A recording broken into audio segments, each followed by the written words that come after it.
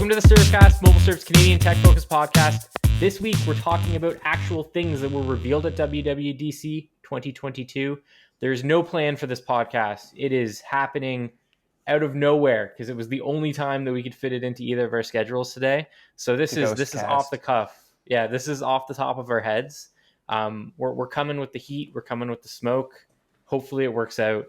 I'm Patrick O'Rourke and Brad Bennett, a man who refers to himself as the bad boy of tech. He is in California at WWDC. How are you doing, Brad? What up, everybody? I am doing great. You know, being here has been kind of awesome. It's like a nice little check off the bucket list, and I got to check out Apple Park. I haven't sent it to you yet, but I took a video yesterday on my iPhone where I ran away and I found an apple tree and took a picture with it. So I was pretty happy with that. That's what I wanted. That's all I wanted from your whole time down there was I wanted you beside a tree. It's great. One of my events yesterday was the App Design Awards, which Canadian app actually won one of the awards. So maybe I'll mention that briefly, but it's the Lego Castaways sort of adventure action game. It sort of came off to Montreal. They won an app design award, and they know the Transit app. I think it's just called Transit, that green one. Montreal-based developer.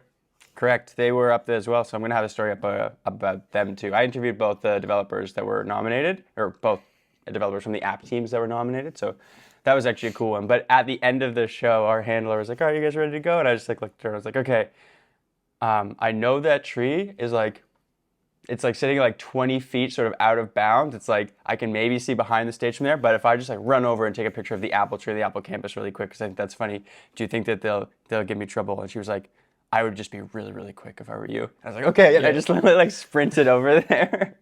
You can basically get away with anything as long as you're quick with it and nobody is really entirely paying attention. I'm looking forward to that photo. I think you should probably write a whole blog post about it. Yeah, it's a video. You beside the apple tree. Yeah, well, I'm working on a vlog right now called iPhone Goes Home, and it's just sort of my experience sort of shot on iPhone at WWDC. Well, I'm not working on it, I'm just filming it as I go, and I'll put it together maybe later this week. But yeah, I'm hoping there's going to be some fun moments in there. But anyway, should we talk about the MacBook Air? Let's do it. Let's get into the MacBook Air. So that's obviously the biggest announcement from the event. I watched it from afar back home in Toronto. You were there, you touched it. What was that experience like? And I'm in the process of editing your hands-on that went up last night. So what was it like? Tell us. It was pretty awesome. As per sort of normal Apple event, the keynote ends and we all just get rounded up and we got brought down to the Steve Jobs Theater. So the keynote was actually at Cafe Mac, the giant cafeteria. That's really cool.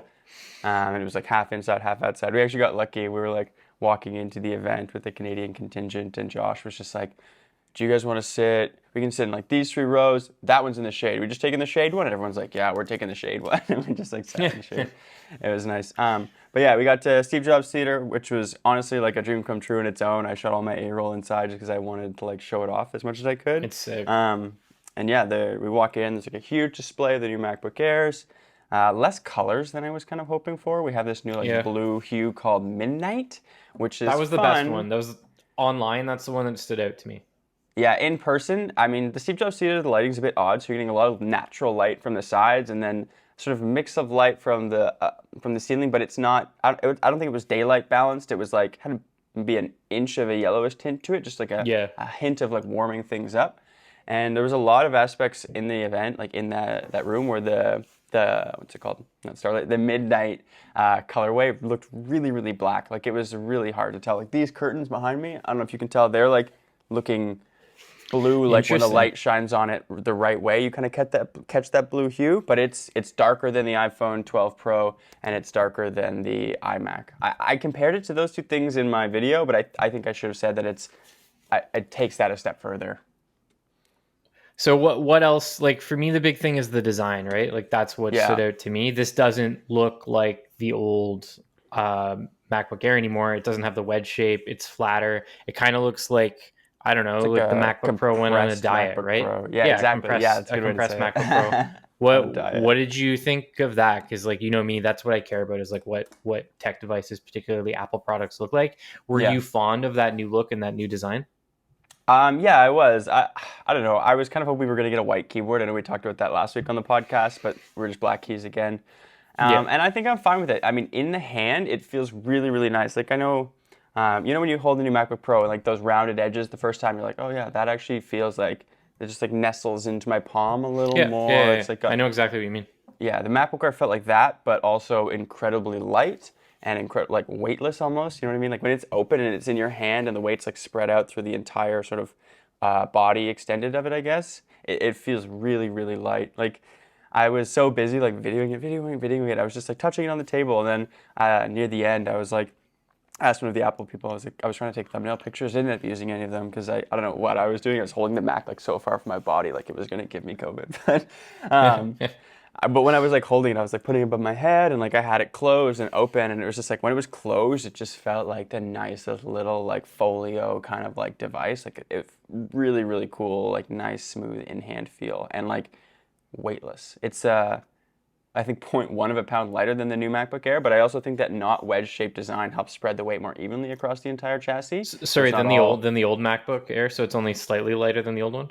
Okay. Yeah, like 0.1 pound lighter. So it's not actually lighter, I would say, but I think because it's not a wedge shape, so the weight's not like pushed more towards the back, I think it balances out a little nicer in your hand, and that makes it maybe even feel a little lighter.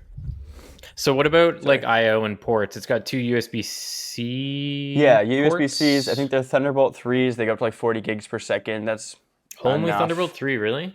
Yeah. Well, it's the consumer. Okay. 40 gigs per second is fast. You know what I mean? No SD card slot, which I'm sad about. I just thought they were gonna put 4 in it just because it's the new device, but Apple's done that in the past with kind of the last gen tech. I'm just gonna finish this curtain, but yeah, they didn't even. Oh, it's not gonna go that way. Pull it over. Pull that curtain over. There you go. Nice and dark. Looks like you're in a dungeon. Yeah. Okay, I gotta pull it back up. Sorry for wasting all that time. It's all good. What was I gonna say? The ports. Yeah. So we got the two USB-C ports. They're both on the same side, which I'm a little nervous about. I'm hoping that like they're not connected to the same like port controller, so you can actually get like 40 gigs per port. And if you go into like one, it's not slowing down the other. I'm sad that they're not on opposite sides. I think that would have been a really smart move for Apple. It's just handy to have one on both sides. Which side are they on? Both USB-C ports and the MagSafe port are on the left, and the headphone jack is on the right with the fingerprint scanner. And it's the same function row that's on the new MacBook Pros. I hate that. It messes up my... I'm not... You're going to be doing the review for us, obviously, but I remember when I reviewed the first M1 MacBook Air, the fact that the ports are on the left-hand side messed up my entire office setup. I did not enjoy that. That's actually going to mess up mine as well, everything for me, because the MacBook Pro has the HDMI on the right-hand side, so yeah, that's like my display side. Oh, and same with me. The worst part about the new MacBook Air, not that there's that many worst parts, and if you're buying a MacBook Air, I think you probably know this, and you're probably like fine with it, but it only supports one display still. It supports a 6K external display, which makes me think like we could definitely be doing like two 1440p displays, no problem. Maybe in a 4K and a 1080, like you know what I mean? Like there's a lot of bandwidth in that 6K sort of headroom. I don't know why we couldn't do two. Probably kind of what I was saying before. I'm worried about it because both the ports may be connected to the same controller or something. But then again, did you find ways around that with like the Cal Digit dock and stuff before? I've never tried to hook up two 4K monitors. I just have the one. Two externals? Have you ever got two externals? I've never done two externals. So I know that people have found ways around it with CalDigit. It's this accessory company likely based in California that makes like one of the best Thunderbolt docks for Macs. Yeah. They have a new one that just came out too. I can't remember the model number, but that's what people use to get two monitors up and running. I don't know how it works. I just haven't messed around with it because I just have the one. Yeah. I think most people just have one, but once you have two, you're like, I can't buy a computer that doesn't support them. You know what I mean? Like you get locked into that like high. Like I have two at home, and it's like, well, I can't even get the 13-inch Pro, which is I got an M2 upgrade as well. It's a bit of a strange one to see that get upgraded. No chassis change, still got the touch bar. Same exact thing. Yeah. But it's got an M2 chip, and it also only has two USB-C ports on one side, and one of those has to be for the charger. I'm pretty sure, which is like. Maybe one of the higher specs might have four, but I think it only has two on all the specs. I think it only has two on all of them. I was thinking about that, and it's one of the most perplexing decisions to keep that MacBook line around. Like, just get rid of it. Like, just ditch it and make the entry level MacBook Pro Air around too. Very strange. Very strange. I think like this. I guess it's the Tim Cook era of Apple is like very reluctant to just kill off products. Yeah, to kind of make the line. It's just very strange. I I was shocked to see that. I thought that if we were going to see the M2 and the Pro, it would be in like the entry level MacBook Pro.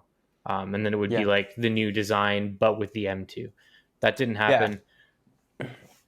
Yeah, it's strange because like the Air is supposed to be the entry level, but now it's like, well, there's entry level M1 MacBook Air, which is still a fantastic computer. There's really nothing wrong with it. So it's great. Apple can definitely keep selling it. Like it still is out competing Windows laptops of similar size, weight, category, whatever. But it's just like, it's strange because the new MacBook Air is like $200 more, and what do you get? You get like a 0.3-inch bigger screen. You get the MagSafe connector. You get the new design, and the M2 chip. But it's like, if you're buying an Air, do those things matter to you as much? Oh, I know it's only $200, but it's like, also if you're buying the Air, you're probably on a budget. You know what I mean? Like No, for sure.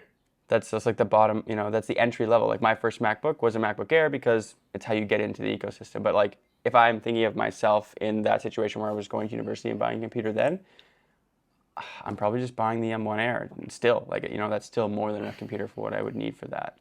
And I guess it's fine. And I appreciate that Apple has like MacBooks in sort of more price categories for more people. But I also always loved Apple for streamlining its product lines and having like very clear goals for each product. And it feels like those clear goals are gone because it's like, I think it's like $12.99 for the M1 Air, $14.99 for the M2 Air, and then like $16.99 for the M2 Pro, which is like a really strange deal because it's like the M2 Pro is like a smaller screen, less ports kind of, but it does have fans, so you are going to get like better performance there, which is really strange. Yeah, it's like, I don't know. I think Apple needs to take those three computers and it should just be the M2 Air.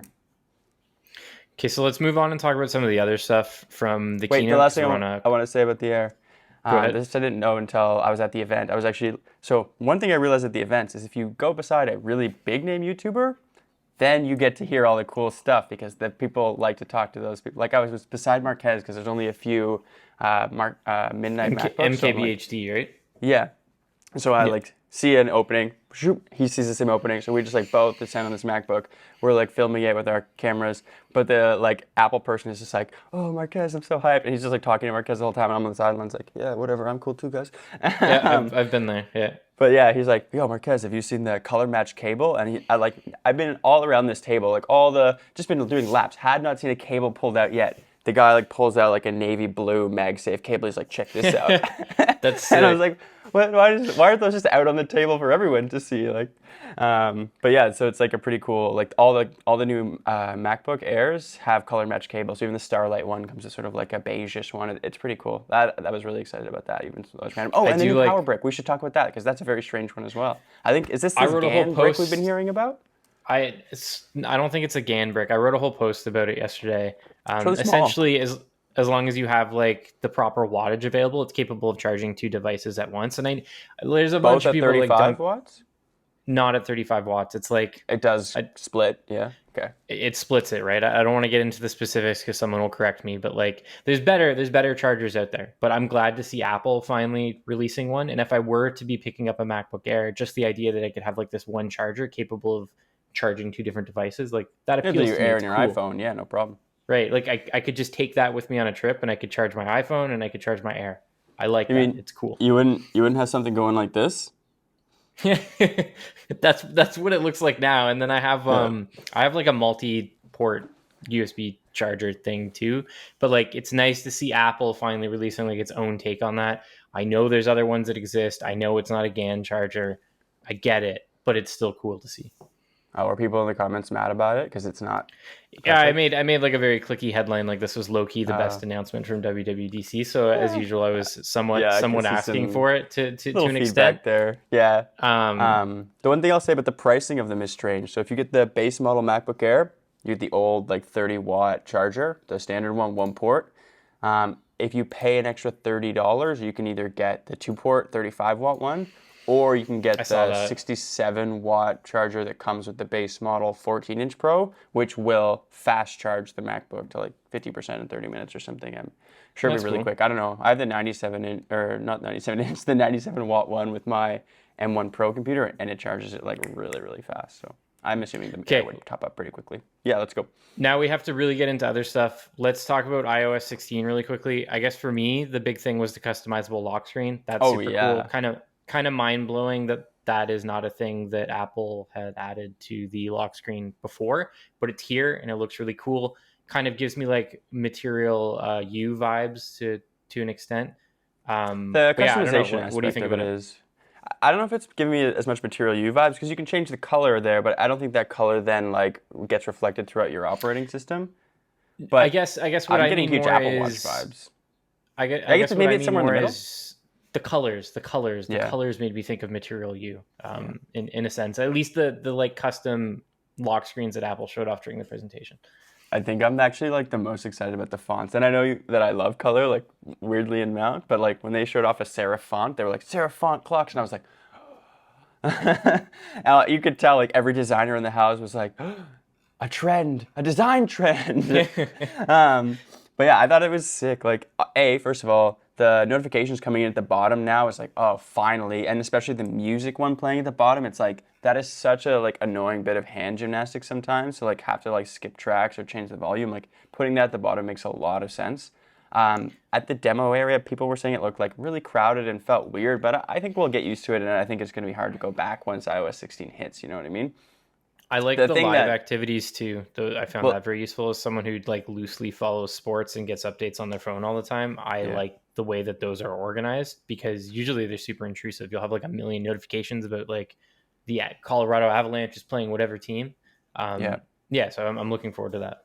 Yeah, and being able to like track your Uber coming in without having to keep like opening the app and stuff, very handy. What about the widgets though? Anything that you saw that you were like, oh, I gotta throw that on my home screen? Because I haven't looked too much into it, but I haven't seen anything yet that I'm like, that is a must for my home screen. Like even on the Apple Watch, to be honest, I generally just keep it either like a classic watch Yeah, face me or one too. of the picture watch faces of like Alex or some of my friends or something. I'm But I very don't much do a not lot a of the activity widget. ones. I'm not a widget dude. I didn't really use them when I kind of switched between iOS and Android. I don't really use them on the iPad. I haven't really used them on the iPhone. I didn't see anything when I was looking at them that would make me want to get into the world of widgets. I have it installed right here. The iOS 16 beta. I just haven't Yeah. had the chance to play around with it yet. So I will be able to let you know later today. But as of right now, like based on the presentation, I didn't see anything that like really caught my eye. Yeah, I'll probably throw like a weather widget on there if I can get like a carrot one or something. That I'm could be trying to think. useful, yeah. I don't know if I would do the ring tracking. Just that's such a simple one, so it kind of makes sense. But yeah, I don't know. Maybe if I get like a sunrise sunset one, that would be helpful too. But even then, that's like a I'm just throwing that on there for fun. I don't really need that Yeah, there. you don't actually use it. So what else do we have in iOS 16? We have editable texts in messages and Hap- unsending texts in messages. That's um, cool. I'm going through Siobhan Salmon's like tweet thread right now because he put a bunch Yeah. of stuff in just like a thread. And the craziest thing to me, I didn't even know this. This is actually nuts. I don't even know if you're gonna like go nuts about it or not. Haptic feedback on the keyboard. You can Yeah, turn it I on. wrote about that last night. I was Okay, nice. up I should late be reading up MobileSyrup. I'm late so sorry.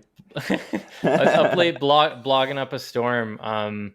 There's quite a few interesting, like tiny things. I'm trying to find my stuff. Yeah, so haptic feedback was one of them.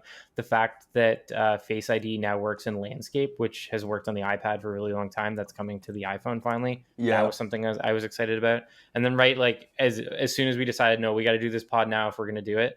I just finished a post about when you're like at a friend's house and you've already hooked up to their Wi-Fi, right? Like you have the password, it's Yeah, already yeah. connected, but you want to like, I don't know, put it on your Switch or put it on your Xbox that you brought to your friend's house, but you don't know what the Wi-Fi password is. You can now go in on your iPhone to your internet connection Oh, and view that's that so password handy. so that Yeah. you can actually use it on another device. Super simple, like this the tiniest quality of life improvement, but I am unreasonably hyped about it because that Dude, happens to me all the time. I'm not, I was gonna say, like, I don't actually know how many times I've been at people's houses and it's like early in the morning, like they're still sleeping or something, and it's like, okay, like I gotta connect this thing. It's like, what's the Yeah. Wi-Fi password? It's like, oh geez, maybe is it in the settings? Like if I go into the settings, is it in there yet? Nope. And now it finally is. That's actually hype. I'm so excited. That's actually cool. What else does he have in that thread? Those are the three things that I've picked out so far, based on like playing around with it and what I've seen other blogs cover. But I'm sure there's lots of little things. You can like make any photo in your camera roll like a PNG, and it seems like you can even do it just by dragging and dropping on certain photos, which seems really crazy. That's cool. They showed that off in an iMessage thing at the event, but yeah, I don't know. Siobhan's playing around with it here, and it's looking a little more interesting. He's like takes a photo of himself. It's like a full square photo, just drags, holds it, and it pulls just him out of it, and then he like tweets the photo of himself. Interesting. So that's pretty interesting. What else we got? Honestly, other than the things we've talked about, I haven't seen much. There's a new duplicates album in the Photos app, so it's easier to delete those, which is pretty handy.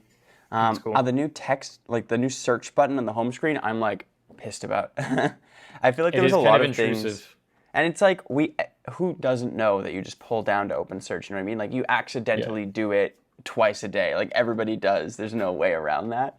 So I don't know who Apple's like sharing that with, but yeah, I felt like there was a lot of things at WWDC that it was just like Apple's like, we have this new feature, and it was like, okay, strange. I thought you already had that feature, like that new, what's it called, not center stage. Oh, I made a joke with this in my video, but what's that thing called where you can have all like the sort of documents open on the side, and then it's like switching between them really quickly on iPadOS. It's on iPadOS and macOS.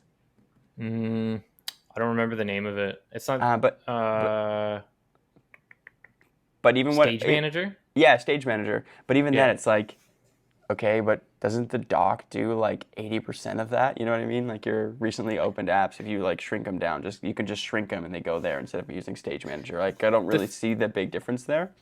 The thing that interests me with Stage Manager is the possibility of like opening stuff out in windows that are layered groups on each other. I like, and this happened, I guess this is embarrassing to admit, but every single time I install a developer beta, and this has happened for like as long as I've done this job, I'm like excited to try out these new features that I see during the presentation, and I can never immediately figure out how they work. Like they're never intuitive, particularly on the iPadOS side. I find myself like having to like look up guides to figure out how they work, and that's the case with Stage Manager. I spent like, to be fair, like I spent 5 minutes trying to figure it out right before I went to bed last night, and I couldn't. So I was like, I'll do it tomorrow.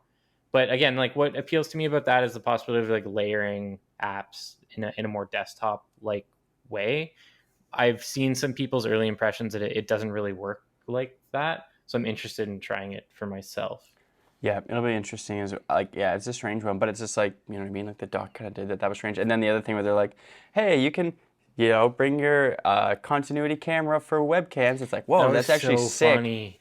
But it's just like every Mac except for the Pro Display XDR has a webcam in it already. So like, what is that? Who is that for? You know what I mean? Like, is it for people with broken webcams? Is it for like Mac Mini owners? Is it, like, so even the new Studio Display has a webcam. It's a terrible webcam apparently. I haven't tested it out myself, but it's not that bad. I've used it a couple times. It's not great, but it's not quite as bad as people say. I guess the thing, it's funny. First of all, it's hilarious to mount your phone on top of a laptop, and even funnier is the fact that it's like a Belkin accessory that you can use to like attach to stuff.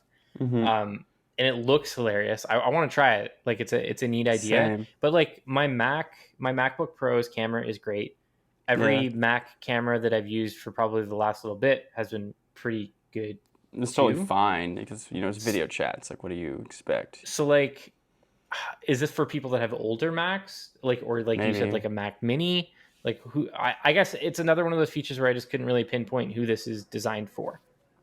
Yeah, it is definitely like crushing Elgato though, and like a bunch of other of these like app manufacturers. Well, Elgato does a bunch of stuff, but a bunch of these like apps that popped up during the pandemic to turn your phone into a webcam. It's like, well, Apple took another swing at the develop. You know what I mean? Like the flashlight app story. It's like, well, sort of that's happening again. What was I going to say? Oh, the top-down thing with that was like really insane though.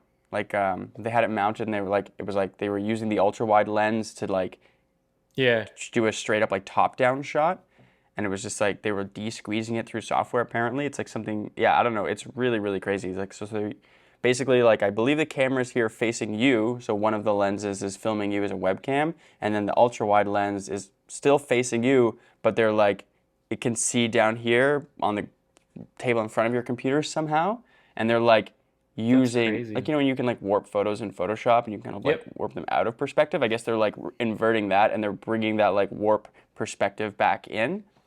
Yeah, we're not sure. I was talking a lot about it with people last night because everyone is like, how does that work? Like in the demo, it looks so clean and it was like a perfect top-down shot on a desk. Like, was that on a MacBook? Was that on like a Pro Display XDR? Like, you know what I mean? It seemed like that guy had some height there. Was the phone like tilted down? Was it tilted up? Like, we don't really know. We're trying to figure out. But yeah, that one's like the craziest thing ever. But if they're actually just like putting a phone up there and it's like de-squeezing that and giving you two angles for like a top-down for like teaching or showing something and an angle of view for talking, that's like really, really cool. But You did a quick post about it. Work. You did a quick post about it during the event. The CarPlay stuff I find kind of interesting. I know we're on a compressed timeline and you'll likely disagree with me, but I truly never see this actually happening. Like, I just do not see it ever happening. I know that there's car manufacturers signed up for it, but I just I strange list of manufacturers too. It's so weird. I can't fathom a company just giving like the keys to the VIP to Apple to like every single display on the car. And in a sense, that kind of scares me a little. I just don't see it happening. I don't know how you feel about it. Yeah, I'm kind of with you on that because like car manufacturers are traditionally like very old school and very much like we design our own things and people love our things. Yeah. At least that's what they tell us. But I think that secretly they know that their software is crap. You know what I mean? Like I think it was a year or two ago that Porsche came out and they were like, yeah, like we know our software is like nowhere near as good as the iPhone. Like our only goal is to make software that feels like iPhone level from here on forward. And like they said that out loud because they knew that they weren't doing it and like nobody else is either. So this will allow them to do that easily, which I'm hoping will like make consumers happy, which will like convince more manufacturers to get on board. Will it actually happen? Who knows? You know what I mean? I also like don't know if like, you know, people making these decisions at car factories are going to know enough about it to care. They'll probably be like, oh, the original CarPlay, like, do people seem to like that? What are the numbers? And someone in the room will like open up a folder and be like, good, people actually use it quite a bit. And they'll be like, all right, I guess we'll try the new one out and we'll put it in this model and maybe next year we'll roll it up to 3 more. And it'll be like a slow go, but you know my next car is going to have that. Like that is so cool. Like you've read every single car review I've done and there's like always like a 10 paragraph section like, hey, this infotainment looks like it's somewhere between 2003, 2011. I don't know. The software development team is like probably one old guy in a room. And it's like, I'm always complaining about infotainment looking so old school. So I'm just so happy to get like modern Apple design. Although it was funny when they announced it. But there was a point where they were like, we just want to give you the most distraction-free driving experience possible. And then they like pan out. It's like, here's your calendar widget. Here's the weather. And it's like, you don't need those things when you're driving. What are you guys talking about? But yeah, it's sick. That was like my biggest thing. I actually talked to Andrew from the MKBHD crew for like, I don't even know how long, like 30 minutes about it. We were just like nerding out about it. But yeah, it's like super exciting. I don't know. Like the thing that I keep thinking about that I really want to know is like, will it run like real CarPlay like off of your phone? Like, is your phone's horsepower? Like, are you relying on your phone and the cable connecting it, or the wireless connection connecting it to like control your speedometer and your like important instrument clusters? Like your engine light will have to come on through Air or CarPlay now. You know what I mean? Like. There's a lot of trust in the iPhone there. I don't know if it's going to happen. But yeah, I know we don't have much time, so let's talk about a few other things. There's Watchos 9. My big thing from that was just that like some of like the more popular, personally ones that I like, watch faces have been adapted to fit the Series 7's bigger display. There's like cool. New fitness features, but there wasn't like anything that really stood out to me. I don't even have that much to say about it. I would really love to see Apple do more with watchOS and the Apple Watch in general, and I'm hoping that the Pixel Watch pushes that forward. Like that's what I really want to see. But like overall, there wasn't much to write home about, if particularly in Canada. Like the what's the feature called, the arterial fibrillation? Like that's not coming to Canada at launch. Who knows if it that will ever take time to get regulated. Yeah, Health Canada's got to approve it and all that fun stuff. There's a possibility of it coming here, but who knows, right? There just wasn't a lot about it to get excited about. Should we just skip to iPadOS? Because I'm going to be honest, when they did the watchOS stuff was when I was writing the CarPlay thing, and I literally noticed none of it. That's how it goes. I got nothing on that one. Yeah, so there's watchOS. I want to talk about that. There's the new Home app. I had that in my notes. Like for me, that's exciting as someone with like a lot of smart home devices and who sometimes uses the Home app. I was looking forward to that. But yeah, Mm-hmm. iPadOS, I think, again, what I was talking about before, the biggest new feature is Stage Manager. I haven't And tried it yet. multi-monitor. Yeah, multi-monitor too. That's cool. But my question with the multi-monitor support, which is something that I've asked in like every Apple briefing that I've ever attended tied to the iPad, is did developers have to adapt their apps to support multi-monitor? Because that's the way it kind of worked before. There were certain apps where like you could have stuff on two screens. Is this an expansion of that where it works with every app? I was a little unclear after the keynote. Yeah, to me, it looked like it was every app this time. Like it seemed like they were just like, we have enough power on iPads to run two displays. Like we'll just do it. And I'm hoping that's the case. There was a lot of stuff about iPads, being more computer-like. I mean, every year there is. They're just dragging it closer and closer to the MacBook as slow as they can. But I think just because of that overall like trend line, I'm pretty sure I'd expect it to be all apps. I can see if I can find It's it. getting the weather app too. The weather app, that's exciting. We covered that this morning. Big announcement. iPad weather app, finally. Woo. All we need is Instagram now to make an iPad app. Whoa, they would never. No, it's not We gonna don't happen. deserve it. We haven't been good enough this year. Maybe next year. Um, what else do we got? Oh, all that shared photo library stuff was kind of interesting. I don't know how much I would In use it, iOS but 16. but that one specific feature where it's like, hey, if you and people that share photos together are all in the same place taking photos at the same time, we might give you guys a little notification and ask you if you want to share. And I was like, that's actually pretty handy. That's pretty cool. I don't know how often I would end up using it, but like I've been on family vacations before where it's like at the end of the day, everyone's like, okay, like sharing all your photos and being able to Yeah, just it's a like good idea. automatically do that at the start of the day would be pretty sweet. Although the Yeah, edits like changed across all that, I'm not sure if I want like if I have all, like as a photographer, like if I have all my photos and I've gotten my photos from aunts and everybody and I'm like editing them and then like an aunt goes in and like doesn't edit on one of my photos, I would lose my mind. I'd be like, no, you don't touch those. You edit, you make your own copies. But she that turns stuff. up the brightness on your photos. Yeah, she's just over cranking everything. Um, yeah, sorry. iPadOS. I'm sorry. I was just looking at the iPadOS screen on the Apple website to see if I missed anything, and it's starting with all like the basic sort of features that are on iOS as well, like the new iMessage stuff. Being able to edit and delete stuff is pretty cool, I guess. Well, that's the thing with iPadOS, right? Like it even didn't have that big of an emphasis during the keynote because so many Yeah. of the features from iOS come to iPadOS. They're two separate things, at least how Apple presents them marketing wise, but Mhm. really they're still the same operating system in several ways with like a few exclusive features on either side. Here's a question. With Focus now actually being applied to the email app, like we were literally talking about last podcast, I can't believe that actually happened. But are you going to give Apple email a try? I feel like I have to now that I've put my big mouth out there and said all that. But I'm I was thinking like about hyped when it. that happened. I was like, oh my God, no way. I can't believe they actually did that. Like, I can predict. I am really tired of Gmail. Yeah. And I've strongly considered like switching to Apple Mail, but like a lot of things, I don't know if I'll actually pull that trigger. We'll see.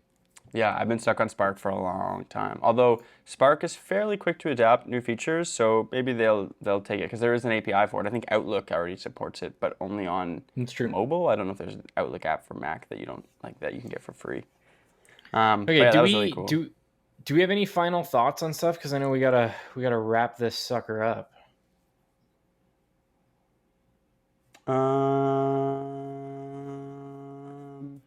Yeah, not really that I can think of. I think overall pretty exciting stuff. Updates that you're right. That like we said off the hop, I think the most like consumer facing stuff like the new lock screen is what people will really enjoy. We definitely need to like brainstorm like a bunch of like stories to write about that for when it like comes out, like how to customize and like do Yep. all that stuff because I think that will do really well. Um, but yeah, I don't know. I guess the one thing is like we were predicting a lot of like groundwork being laid for like AR stuff being announced, and maybe Nothing. that was at the sort of like developer State of the Union conference, but at the keynote that we watched, there wasn't a whole lot Absolutely there. nothing. The CarPlay Nothing. thing potentially laying the groundwork for an Apple car if Apple would ever even make a car, who knows? But it didn't seem like a lot of AR groundwork being laid.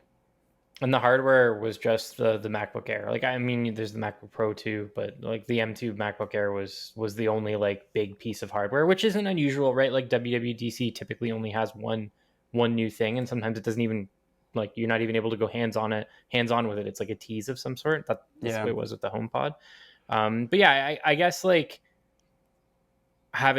it's different when you're at the event. It's harder to pay attention. It's also different when you're covering it remotely because you're writing so many blog posts about it and you like kind of zoom out for some of it and miss part of the presentation.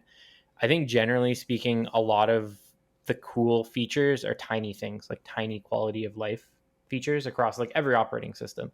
And then there's a lot of stuff to like be excited about, but there's nothing like positively groundbreaking.